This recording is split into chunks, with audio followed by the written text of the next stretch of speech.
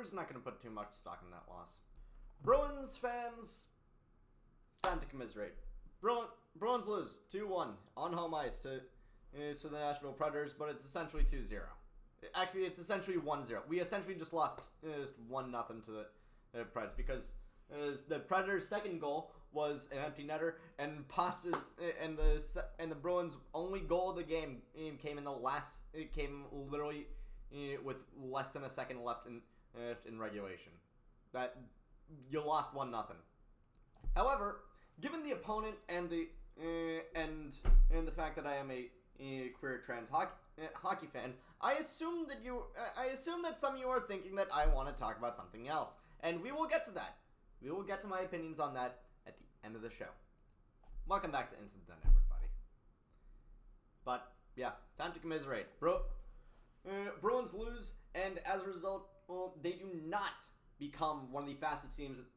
They do not gain the President's Trophy tonight. The Bruins had an opportunity to win the President's Trophy tonight if they beat Nashville in any fashion, and if Carolina lost to Tampa in regulation, they would have been in President's Trophy winners. And yeah, I know the whole thing about the President's Trophy curse. There's also the MVP curse, but first of all, let's be real. McDavid is winning this year's MVP. Second of all, here's the thing: that sort of curse kind of ended in the NFL season with Patrick Mahomes was winning the MVP and then ending up winning the Super Bowl. So who knows? The Bruins could break that curse this season. And again, I'm not putting too much stock in this loss. Yes, the Bruins executed absolutely awful. I felt like that Notre Dame head coach, Brian Kelly, saying I think our entire team needs to be executed because their execution was just that awful. The Bruins got 5 different power play opportunities and scored on none of them. And hey, Nashville also got a healthy amount of power play opportunities, and they didn't score on any of them. But come on. And yeah, I know the Bruins have a bottom 5 power play unit in the league right now, but even still, this is just pathetic. The only thing that was entertaining throughout this game, because honestly, I'm not gonna lie, this was the most boring game of this season. This is the most boring game this season. This is literally just watching the Boston Bruins beat themselves for 60 minutes. It's the only thing that was even remotely entertaining was the fact that the fact that the mics kept glitching out, which that happened a lot this game. For some reason, technology was not on the side of the broadcast. We had not only did we have a few video boards screw ups, which again, Bettman, you're really thinking that nobody is complaining about this. Is watch what happens right after Omar gets pulled on for the first time. The video boards go. The video ads go freaking sicko mode. It looks awful.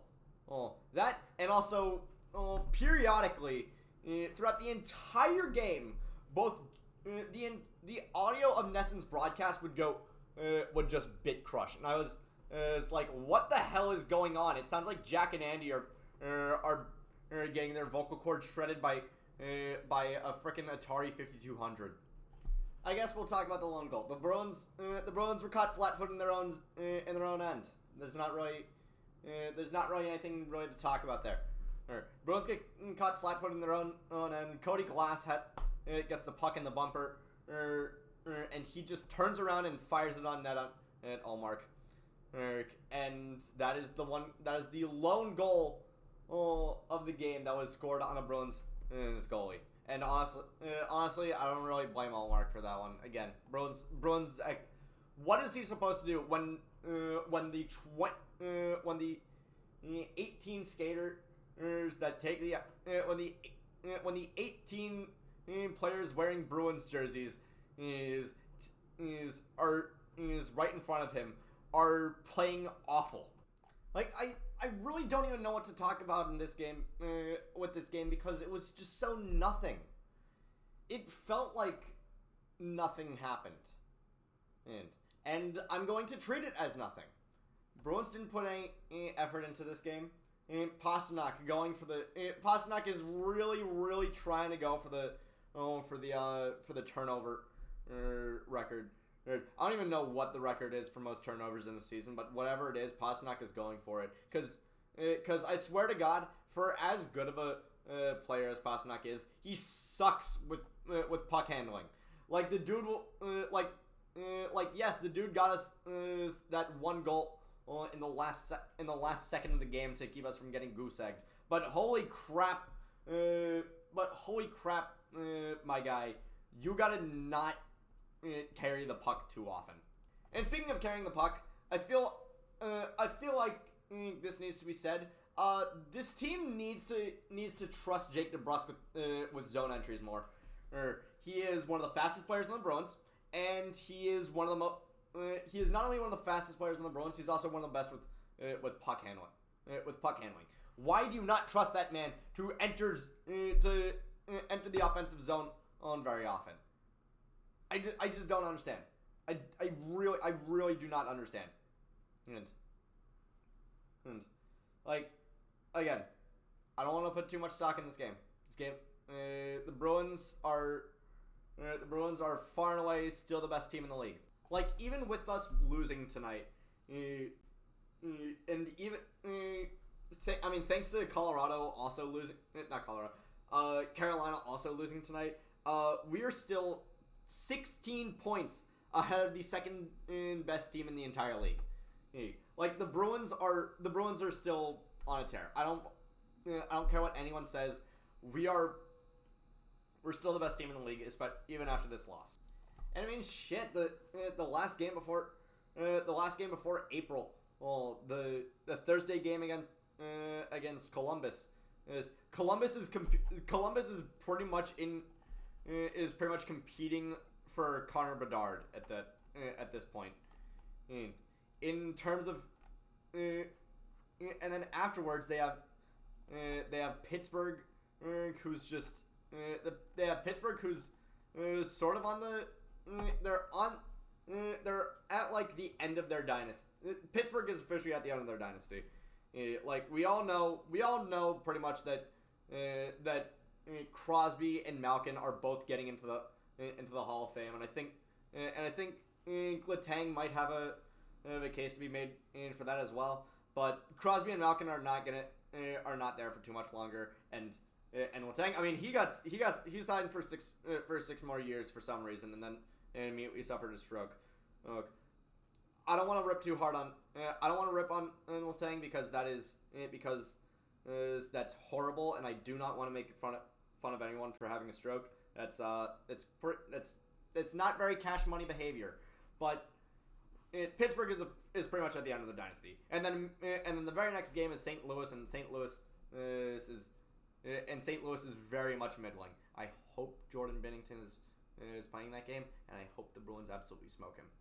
But anyway, that's going to do it for the hockey portion of tonight. Now it's time to talk about some unsavory news.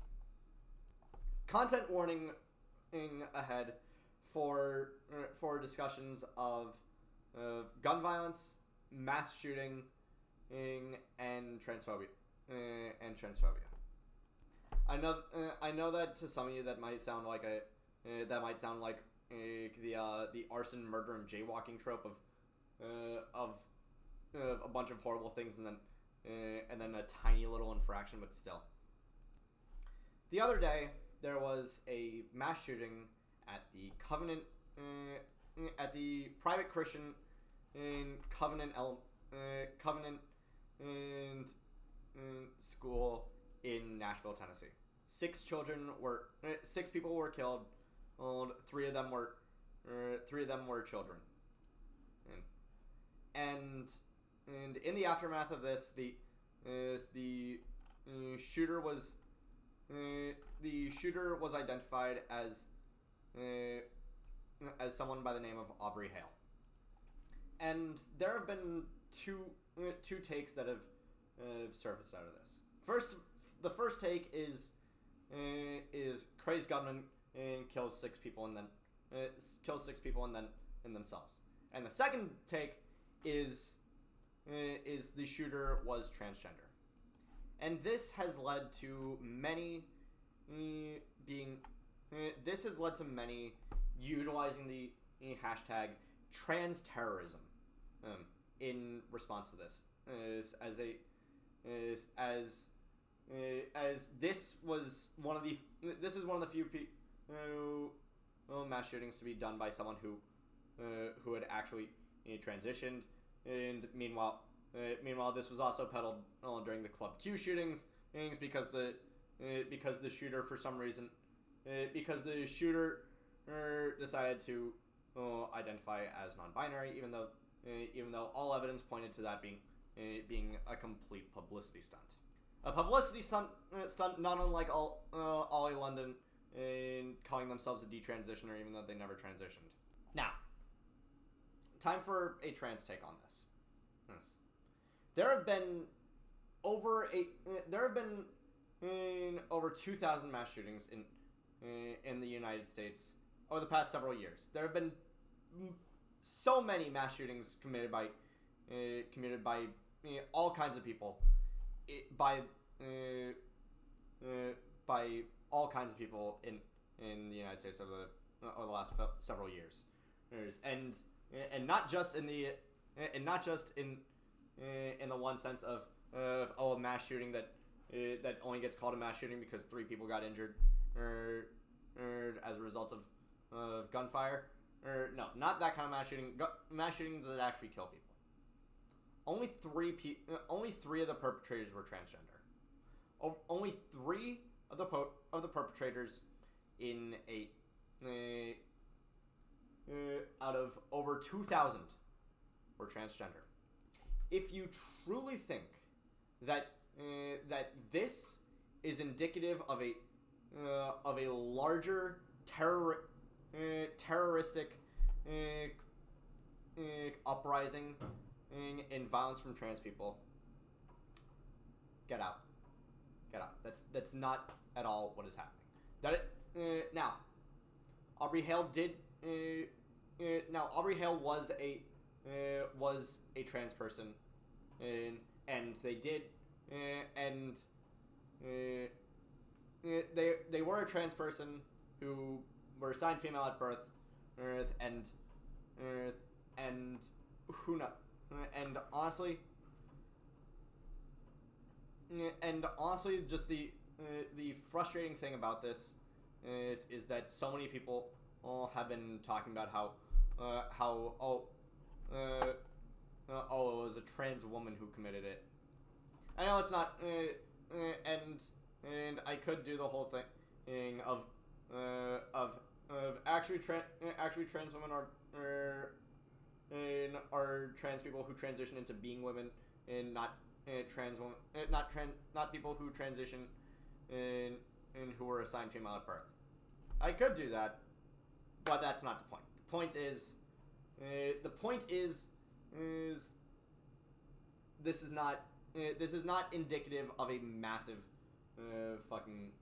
this is not indicative of a massive uptick in violence from trans people, and this is not meant to excuse any of the shooters' actions, because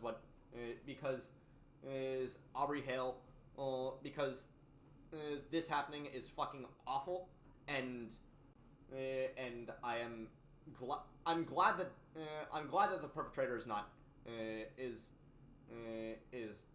donezo. I'm glad that Aubrey Hale is not committing violence anymore. But Hale went to this school, and not only went to the school, Hale was the victim of many acts of violence from the school, which the Covenant School has been seemingly a hotbed for abuses of power. Again, awful that Aubrey Hale committed this.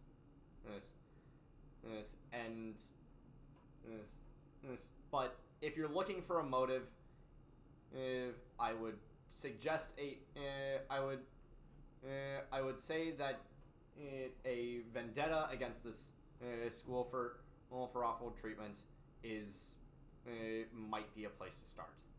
But honestly, the most frustrating thing about this is seeing all of the conservatives who every other time something like this happens would end up getting "shall not be infringed" trending on Twitter for several days, calling for gun control. Like, I'm sorry.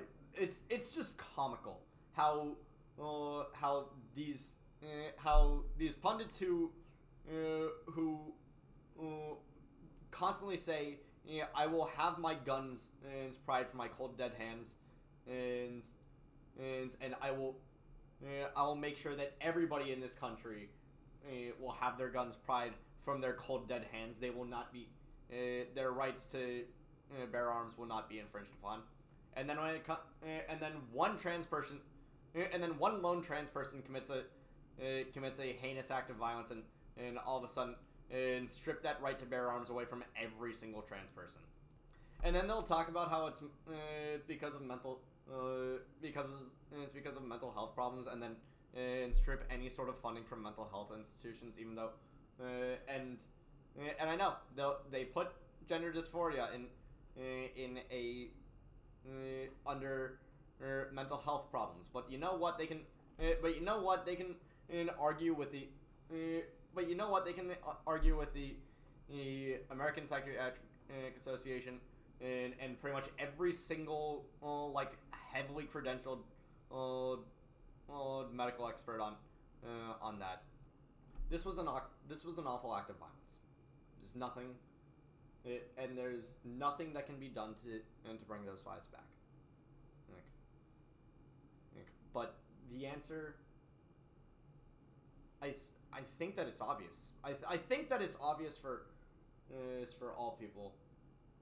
Is better gun control laws. I don't understand what's so hard about this. Yes, fucking Canada is up there having 11 mass shootings, 11 school shootings, in their fucking existence. And meanwhile we crossed that in a fucking week. I swear to God, this country is so fucked. But if I'm to end this in any way, this was an awful act of violence. Don't take your anger out on trans people.